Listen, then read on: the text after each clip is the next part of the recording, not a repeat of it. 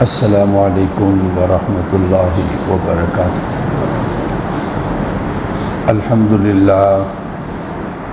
الحمد للہ نحمدہ ونستعینہ ونستغفرہ ونعوذ باللہ من شرور انفسنا ومن سیئات اعمالنا، من يهده الله فلا مضل له ومن يضلله فلا هادي له، وأشهد أن لا إله إلا الله وحده لا شريك له، وأشهد أن سيدنا ومولانا محمدا عبده ورسوله، أما بعد فأعوذ بالله من الشيطان الرجيم، بسم الله الرحمن الرحيم۔ الحج أشهر معلومات، فمن فرض فيهن الحج فلا رفث ولا فسوق ولا جدال في الحج، وما تفعلوا من خير يعلمه الله، وتزودوا فإن خير الزاد التقوى، واتقون يا أولي الألباب۔ ليس عليكم جناح أن تبتغوا فضلا من ربكم، فإذا أفضتم من عرفات فاذكروا الله عند المشعر الحرام، واذكروه كما هداكم وإن كنتم من قبله لمن الضالين، ثم أفيضوا من حيث أفاض الناس واستغفروا الله، إن الله غفور رحيم۔ فإذا قضيتم مناسككم فاذكروا الله كذكركم آباءكم أو أشد ذكرا، فمن الناس من يقول ربنا آتنا في الدنيا وما له في الآخرة من خلاق، ومنهم من يقول ربنا آتنا في الدنيا حسنة وفي الآخرة حسنة وقنا عذاب النار، أولئك لهم نصيب مما كسبوا والله سريع الحساب۔ واذكروا الله في أيام معدودات، فمن تعجل في يومين فلا إثم عليه، ومن تأخر فلا إثم عليه لمن اتقى، واتقوا الله واعلموا أنكم إليه تحشرون۔ حج کے مہینے معلوم ہیں، جس نے فرض کیا ان میں حج کو تو بے حجاب نہ ہو اور نہ گناہ والا کام کرے اور نہ جھگڑا کرے حج میں۔ جو تم نے کی کرتے ہو اللہ تعالیٰ اس کو جانتے ہیں۔ زاد راہ لے لو، بے شک بہترین زاد راہ تقویٰ ہے۔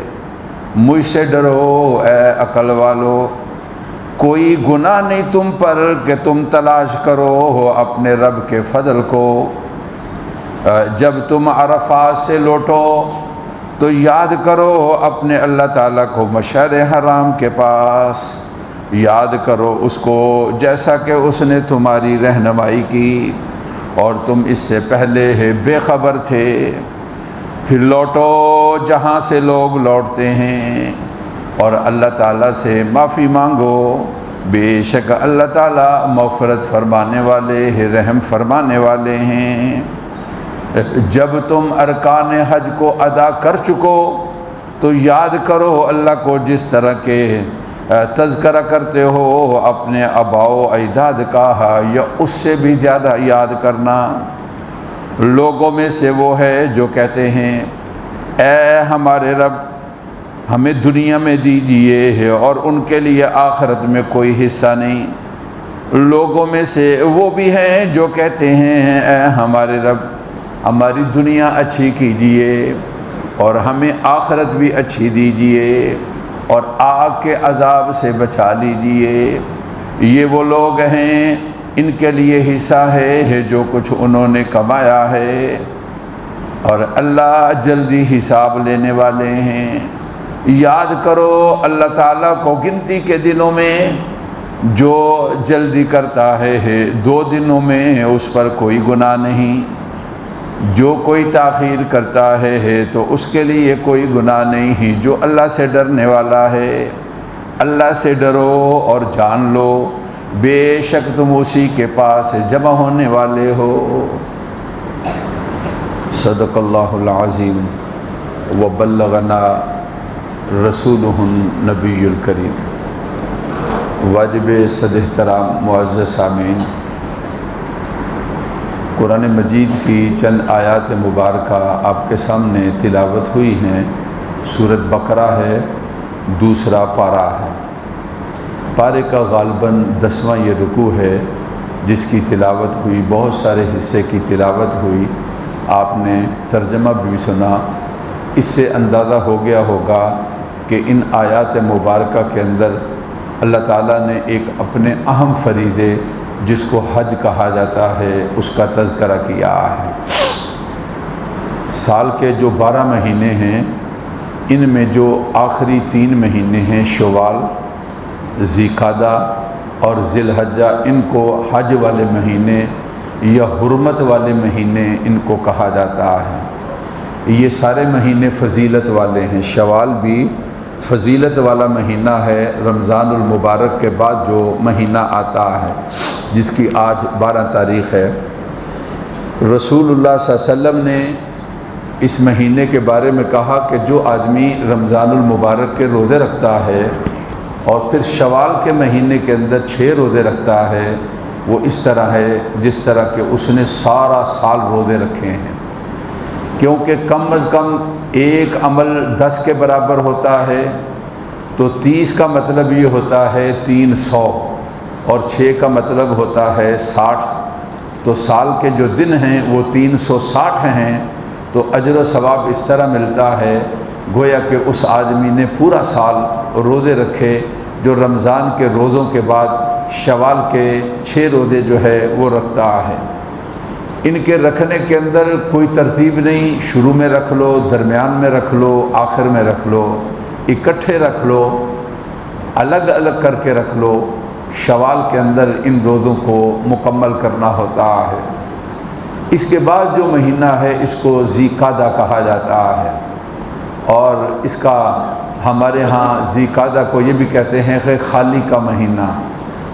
خالی اگر اس کا یہ معنی لیا جائے کہ اس میں روزے بھی نہیں ہیں، اور خالی کا اگر یہ معنی لیا جائے کہ اس میں حج بھی نہیں ہے تو ٹھیک ہے، نہ روزوں کا مہینہ ہے نہ حج کا مہینہ ہے، لیکن اس کے بارے میں یہ سمجھنا کہ یہ خیر سے خالی ہے، یہ برکت سے خالی ہے، یہ فضیلت سے خالی ہے، یہ شان اور رتبے سے خالی ہے، یہ بالکل ایسے ہی بے اصل بات ہے، اس کا کوئی تعلق نہیں ہے۔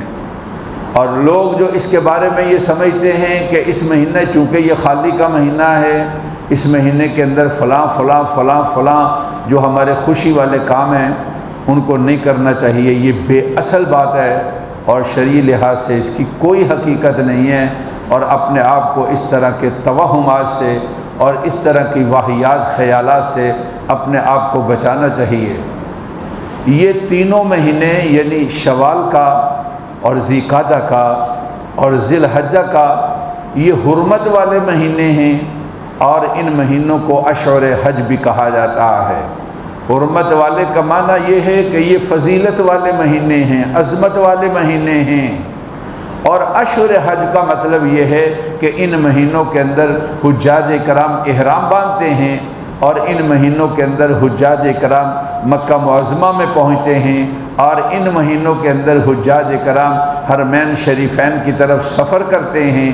چونکہ آج کل سفر کے ذرائع ذرا بہتر ہو گئے اور تیز سفر ہو گیا، آج کل شوال میں نہیں تو ذی قعدہ میں سفر شروع ہو جاتا ہے، وگرنہ پہلے لوگ شوال کے اندر سفر کا سلسلہ شروع کر دیتے تھے۔ اگر کوئی آدمی شوال کے اندر جو ہے وہ عمرہ کرتا ہے اور پھر اس کے بعد جو ہے وہ حج کرتا ہے تو اس کو حج تمتع کہا جاتا ہے۔ اور جو آدمی اور جب یہ شوال کا مہینہ شروع ہو جاتا ہے اور اگر کوئی آدمی چاہے کہ میں حج کا احرام باندھ لوں تو شوال کے مہینے کے اندر حج کا احرام باندھ سکتا ہے، ذی القعدہ کے مہینے کے اندر حج کا احرام باندھ سکتا ہے اور پھر ذی الحجہ کے اندر۔ لیکن رمضان المبارک کے اندر کوئی آدمی احرام کی نیت کرے اور یہ سمجھے کہ میں حج کروں گا اس احرام کے ساتھ، چونکہ وہ اشہر حج میں سے نہیں ہے اس لیے اس کا احرام حج کے لیے باندھنا، عمرے کے لیے احرام باندھنا تو ٹھیک ہے لیکن اس کا احرام حج کے لیے باندھنا ٹھیک نہیں، اس لیے کہ وہ اشہر حج میں سے نہیں ہے۔ اللہ تعالیٰ نے اپنے بندوں پر 4 چیزوں کو فرض قرار دیا۔ اللہ تعالیٰ کی عبادات میں سے 4 عبادتیں بہت بڑی عبادتیں ہیں۔ ان میں سے ایک نماز ہے، ان میں سے ایک روزہ ہے، ان میں سے ایک زکوٰۃ ہے اور ان میں سے ایک حج ہے۔ یہ ان کو ارکان اسلام کہا جاتا ہے۔ ارکان یہ جمع ہے رکن کی، اس کا معنی ہوتا ہے ستون، یعنی اسلام کی عمارت جن ستونوں کے اوپر قائم ہے۔ شہادتین کے بعد اللہ اور اس کے رسول کی گواہی دینے کے بعد، اللہ اور اس کے رسول کی شہادت کے بعد جو اسلام کے 4 بڑے ستون ہیں ان میں سے نماز، روزہ، زکوٰۃ ہے اور حج ہے۔ یہ 4 ان کو ارکان اسلام کہا جاتا ہے اور یہ فرائض اسلام میں سے بھی ہیں۔ آپ یوں کہہ سکتے ہیں ان میں سے ایک کا تعلق صرف انسان کے یعنی عبادت بدنی بدن کے ساتھ اس کا تعلق ہے۔ نماز اس کا تعلق بدن کے ساتھ ہے۔ کیا مطلب؟ اللہ تعالیٰ کے حضور ہاتھ باندھتے ہیں اور پھر اللہ کی بڑائی اور ثنا کا تذکرہ ہوتا ہے اور اللہ کی کتاب کی تلاوت ہوتی ہے۔ پھر اللہ کی بڑائی کا تذکرہ کرتے ہوئے آدمی اپنے سر کو جھکاتا ہے اور رکوع والی کیفیت بنا کر یہ کہتا ہے سبحان ربی العظیم، آپ کی ذات بڑی عظمتوں والی اور آپ کی ذات بڑی پاک ذات ہے۔ اور پھر اس کے بعد سمع اللہ لمن حمدہ کے بعد سجدے میں جاتا ہے اور اپنے سر کو زمین کے اوپر رکھ دیتا ہے، اپنی پیشانی بھی اور اپنا ناک بھی زمین کے اوپر ساتھ زمین کے ساتھ لگاتا ہے۔ اور اگر زمین میں اور پیشانی کے درمیان کوئی چیز فاصلہ آ جائے، اس طرح کا فاصلہ کہ زمین کے اوپر یہ پیشانی اور ناک نہ لگیں، تو پھر نماز کے اندر فرق آتا ہے۔ کیا مطلب؟ اگر کوئی موٹا سا گدا ہے یا فوم ہے کوئی ایسی چیز اور جس کی وجہ سے آدمی جب سجدہ کرتا ہے تو وہ اور زیادہ نیچے جاتا ہے، تو گویا کہ زمین اور اس کی جسم کے درمیان فاصلہ آ گیا۔ جب فاصلہ آ گیا تو پھر اس طرح سجدے کی تکمیل نہیں، تو نماز کی تکمیل نہیں ہے۔ آدمی اپنے سر کو زمین پر رکھتا ہے اور پیشانی بھی اور ناک بھی زمین کے ساتھ لگاتا ہے اور یہ کہتا ہے سبحان ربی الاعلیٰ، جو بڑی اعلیٰ ذات ہے، شانوں والی ذات ہے، وہ پاک ہے، اس کا برابر کوئی نہیں، اس کا شریک کوئی نہیں۔ اس عبادت کو عبادت بدنی کہا جاتا ہے۔ روزہ جو ہے اس کا تعلق بھی عبادت بدنی کے ساتھ ہے۔ اپنے کو کھانے سے اور اپنے کو پینے سے روک لینا، اس کو روزہ کہا جاتا ہے ایک خاص وقت کے لیے۔ اور اس طرح زکوٰۃ جو ہے وہ عبادات میں سے مالی عبادت ہے۔ اللہ نے جو مال دیا، مال تجارت ہے، سونا اور چاندی ہے، تو یا پیسہ اور روپیہ ہے، اس میں سے سال جب گزر جاتا ہے تو 40واں حصہ اللہ کی بتائی ہوئی جگہ پر خرچ کرنا ہے، اس کو زکوٰۃ ادا کہا جاتا ہے۔ اور یہ عبادات مالیہ میں سے یہ ایک عبادت ہے۔ لیکن حج یہ ایسی عبادت ہے، یہ مالی اور بدنی دونوں کا مجموعہ ہے، مشترک عبادت ہے۔ یہ صرف بدن کے ساتھ بھی اس کا تعلق نہیں اور اس کا تعلق صرف مال کے ساتھ بھی نہیں۔ انسان کا بدن یعنی طاقت اور قوت بھی اور انسان کا سرمایہ یعنی پیسہ اور مال بھی، جب دونوں لگتے ہیں، پیسہ جمع کراتا ہے، اور انسان کی طاقت چلنے پھرنے کی اور وہاں پر پہنچنے کی ہے۔ جب یہ دونوں چیزیں انسان جو ہے وہ خرچ کرتا ہے تو پھر اس کے بعد عبادت خاص دنوں کے اندر خاص جگہ پر جا کر جو عبادت کرتا ہے، اس عبادت کو حج کہا جاتا ہے۔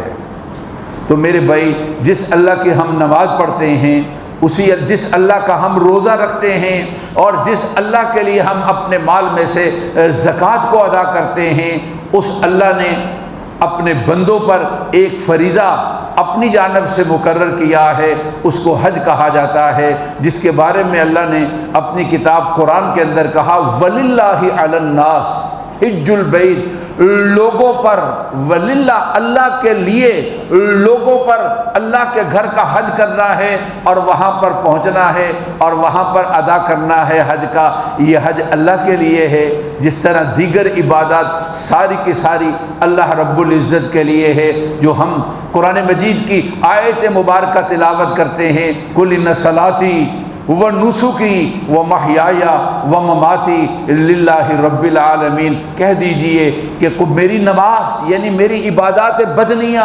وَنُسُكِي میری قربانی یعنی عبادات مالیہ، میری زندگی اور موت میرے اللہ تعالیٰ کے لیے ہے۔ جو میرے رب کا حکم ہوگا، جو میرے اللہ تعالیٰ ارشاد فرمائیں گے، میں نے اس کی تابع داری کرنی ہے اور میں نے اس کی فرما برداری کرنی ہے۔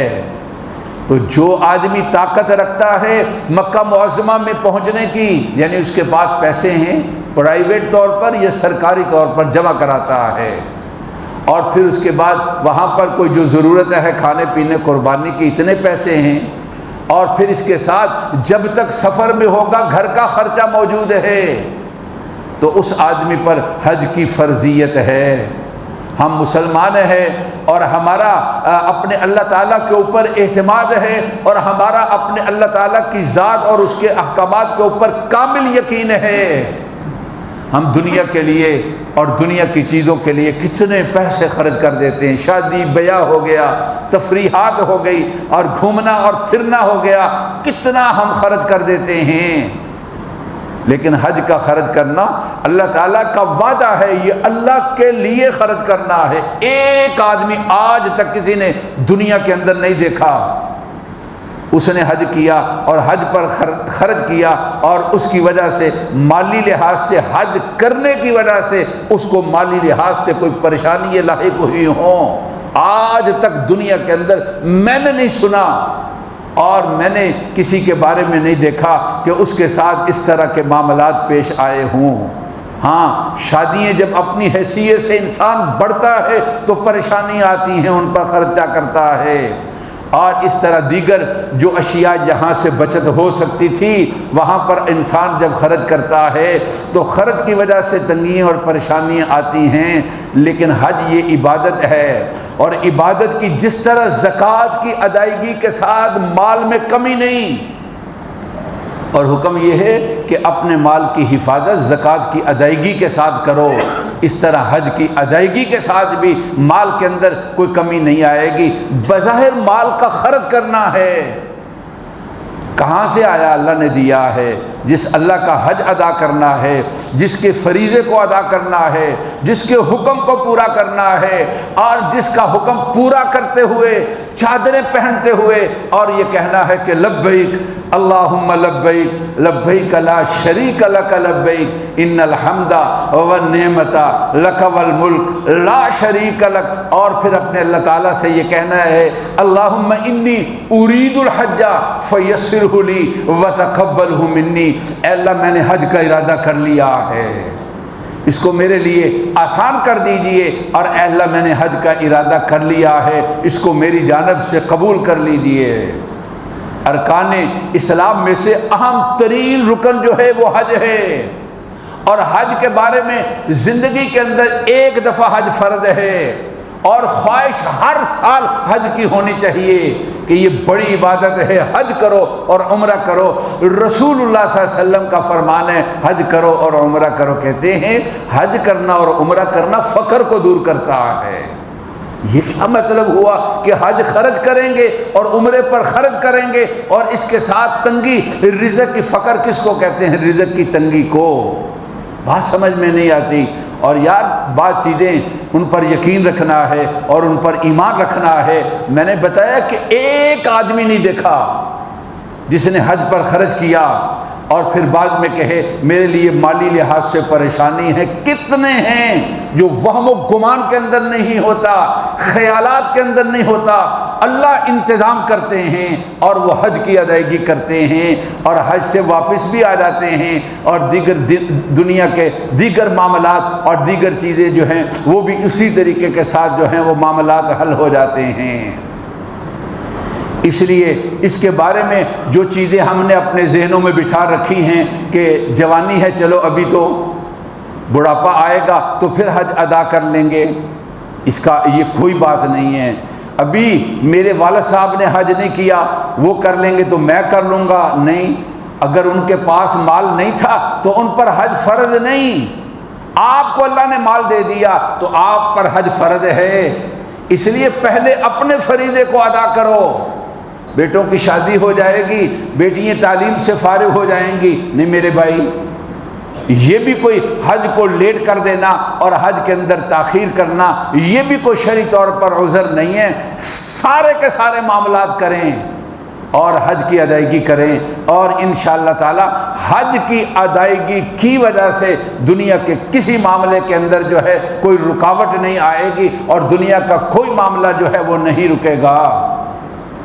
اس لیے میرے بھائی تھوڑا سا ہمت کریں اور حوصلہ کریں۔ ابھی بھی سرکاری بھی سلسلہ چل رہا ہے اور پرائیویٹ بھی تو بہت زیادہ سلسلہ موجود ہے۔ مئی کے اندر فلائٹوں کا سلسلہ حجاج کرام کا شروع ہوگا اور جون کے اندر حج کی ادائیگی ہے۔ ہم مسلمان ہیں، رسول اللہ صلی اللہ علیہ وسلم نے اسلام کی بنیاد جن ستونوں کے اوپر ارشاد فرمائی، ان ستونوں میں سے ایک اہم ترین اس ستون اسلام کا، اس کو حج کہا جاتا ہے۔ نبی کریم صلی اللہ علیہ وسلم نے حج کے بارے میں بڑے فضائل جو ہیں وہ بیان فرمائے ہیں، اور آپ صلی اللہ علیہ وسلم نے حاجی کے بارے میں بڑا رتبہ اور مقام بیان کیا ہے۔ اس کا تعلق سننے سے نہیں، اس کا تعلق کرنے کے ساتھ ہے۔ جب کرو گے تو بظاہر گرمی اور مشقت اور پیسوں کا خرچ کرنا آئے گا، لیکن جب کوئی آدمی حج کر کے آئے گا تو پھر آرزو اور تمنا ہوگی کہ مجھے پھر موقع ملے اور میں حج کے لیے جاؤں اور حرمین شریفین کی میرے لیے حاضری میسر ہو، مینا اور عرفہ اور مزدلفہ اور مکہ کے اندر گھومنا ہو اور طواف ہو اور سعی ہو اور وقوف ہو اور رمی جمرات ہو۔ ہر حاجی بعد کے اندر یہ آرزو اور تمنا کرتا ہے مجھے پھر توفیق ملے اور میں اپنے اللہ تعالیٰ کا یہ فریضہ اور پھر میری حاضری ہو اور مدینہ پاک کے اندر آقا کے سامنے میں کھڑا ہو جاؤں اور درود و سلام کی تلاوت ہو۔ یہ مسلمان کی آرزو اور تمنا ہے۔ جن پر حج کی فرضیت ہے زندگی کا کوئی بھروسہ نہیں ہے، یاد رکھو۔ اس لیے جب حج ایک دفعہ فرض ہو گیا اس کی ادائیگی کے بغیر چارہ نہیں ہے۔ اگر صحت مند ہو تو تبھی تو اس کا مزہ ہے، اگر جوان ہو تو تبھی تو اس کا مزہ ہے۔ ذرا بیماری والے یا عمر زیادہ والے ہو جاؤ گے تو پھر اس کے لیے مشکلات آئیں گی، ذرا پریشانیاں آئیں گی، ان کے لیے بھی اللہ انتظام فرما دیتا ہے۔ اور پتہ ہی نہیں چلتا کہ یہ عبادات ایسی مشقت والی، جب انسان آ کر بیٹھتا اور سوچتا ہے کہ اتنا چلا اور یہ تکلیف تھی اور یہ مشقت تھی، یوں لگتا ہے اللہ کی ذات نے مجھے اسی طرح گزار دیا، مجھے تو پتہ ہی نہیں چلا ہے۔ قرآن مجید کے اندر اللہ تعالیٰ کا فرمان ہے وَلِلَّهِ عَلَى النَّاسِ، اللہ کے لیے لوگوں پر حج ہے، من استطاع الیہ سبیلا، جس کو راستے کی طاقت ہے۔ میں نے کہا اتنے پیسے ہیں کہ وہ سرکار میں جمع کرا دے، اتنے پیسے ہیں پرائیویٹ جمع کرا دے، اور وہاں پر جو معمولی خرچے کی ضرورت ہوتی ہے وہ ہو، اور جب تک سفر میں ہے گھر کے لیے بال بچوں کے لیے اخراجات ہیں، اس آدمی پر حج کی فرضیت ہے۔ رسول اللہ صلی اللہ علیہ وسلم نے ارشاد فرمایا من حج فلم یرفث ولم یمسک، جو آدمی حج کرتا ہے بے حیائی والے کاموں سے اپنے کو بچاتا ہے اور گناہ والے کاموں سے اپنے کو بچاتا ہے، رجع کیوم ولدتہ امہ، اس طرح لوٹتا ہے جس طرح کہ اس کی ماں نے اس کو جنا ہے۔ رسول پاک صلی اللہ علیہ وسلم کی ذات اقدس نے فرمایا ہم نماز ادا کرتے ہیں، بیت اللہ کی طرف رخ کرتے ہیں، وہاں بیت اللہ کا دیکھنا ہے، وہاں بیت اللہ کے سامنے کھڑا ہونا ہے، وہاں بیت اللہ کے گرد گھومنا ہے، اور وہاں پر بیت اللہ کا طواف کرنا ہے۔ موقع ملے تو حجر اسود کا بوسہ لینا ہے، وگرنہ اس کی طرف اشارہ کرنا ہے، اور پھر یہ گھومنا ہے۔ یہ صرف عبادت مکہ معظمہ کے اندر ہے، اور یہ صرف عبادت بیت اللہ کے اندر ہے، اور یہ صرف عبادت طواف والی وہاں پر ہے۔ حج بھی ہو اور پھر اس کے ساتھ طواف بھی ہو، یہ بڑی خوش قسمتی اور نیک بختی کی بات ہے۔ جمعے کے لیے سوچ رہا تھا تو خیال آیا کہ اس موضوع پر بات نہیں ہوئی، اور دن بھی موجود ہیں، تذکرہ بھی ہو جائے اور دعا بھی ہو جائے۔ میں آپ کے لیے اور آپ میرے لیے دعا کریں، اللہ تعالی ہمیں اپنا گھر دکھا دے، حرمین شریفین کی زیارت نصیب فرما دے، اور مینا اور عرفہ میں اللہ تعالی ہمیں پہنچا دے۔ اللہ تعالی حج کا فریضہ ادا کرنے کی توفیق نصیب فرما دے، اور جن کا پروگرام ہے اور پوری تیاری کر چکے ہیں اور ان کے لیے کوئی جسمانی تکلیف کا مسئلہ ہے، ہم اپنے اللہ سے دعا کرتے ہیں، اے اللہ دن بدن روزانہ کی بنیاد پر ان کو صحت دیجیے، تاکہ وہ اپنے فریضے کو اے اللہ اس رکن کی ادائیگی کے اندر اچھے طریقے کے ساتھ اور صحت مند طریقے کے ساتھ وہ اپنا اس فریضے کو اور رکن کو ادا کر سکیں۔ اللہ تعالی ہم سب کو بیت اللہ شریف کی زیارت نصیب فرمائے۔ جنہوں نے حج نہیں کیا اور فرض ہے فوراً اندہ سال پر مت چھوڑو، اسی سال نیت کرو، اللہ بھی انتظام فرمائیں گے۔ ربنا تقبل منا انک انت السمیع العلیم۔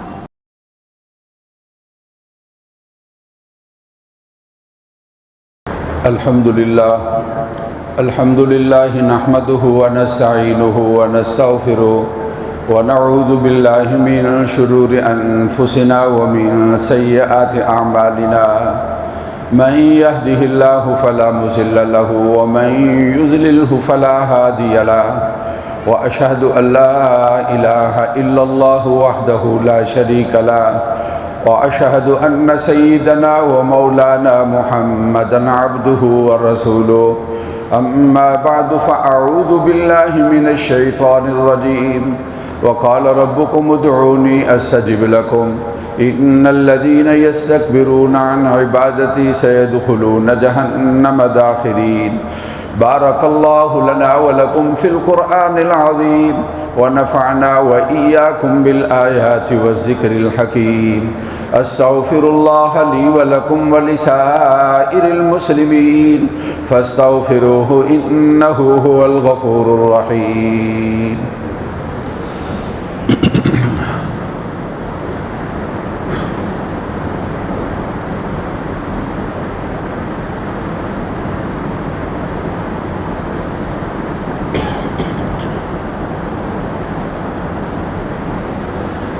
اے اللہ مظلوم مسلمانوں کی مدد فرما، غزہ میں جو بیچارے مسکین مظلوم، اے اللہ ان کی مدد فرما، ظالم اسرائیل کو اور ان کے جو ساتھی ہیں ان کو تباہ و برباد کر دے، فوت شدگان کی اللہ مغفرت فرما، جتنے بیمار ہیں ہمارے خان صاحب، بھائی کلیم صاحب اور دیگر ساتھی، اے اللہ سب کو صحت کاملہ نصیب فرما، حج کی ادائیگی نصیب فرما، حجاج کرام کے لیے آسانیاں پیدا فرما، اور اللہ حج کے احکامات کو سیکھنے کی توفیق نصیب فرما۔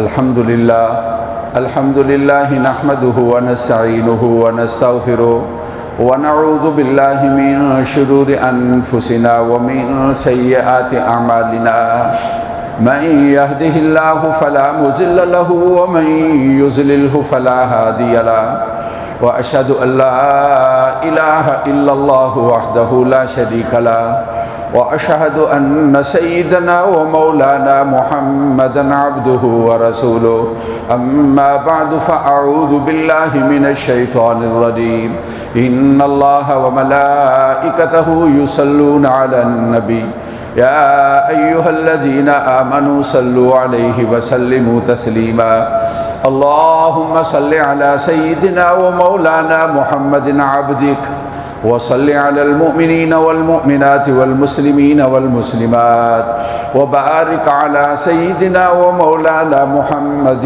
وأزواجه وذرياته.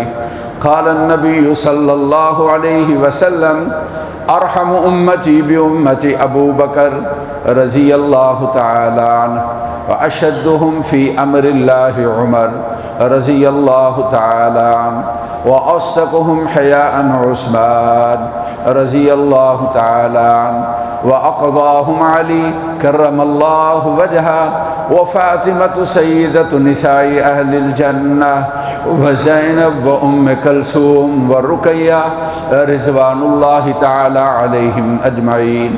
اللہم انصر الاسلام والمسلمین، اللہم انصر الاسلام والمسلمین.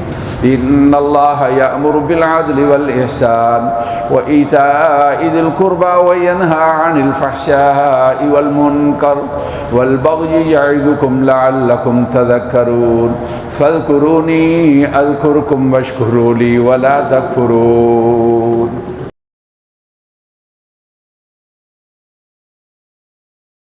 اللہم صلی علی سیدنا و مولانا محمد وعلی آل سیدنا و مولانا محمد وبارک وسلم.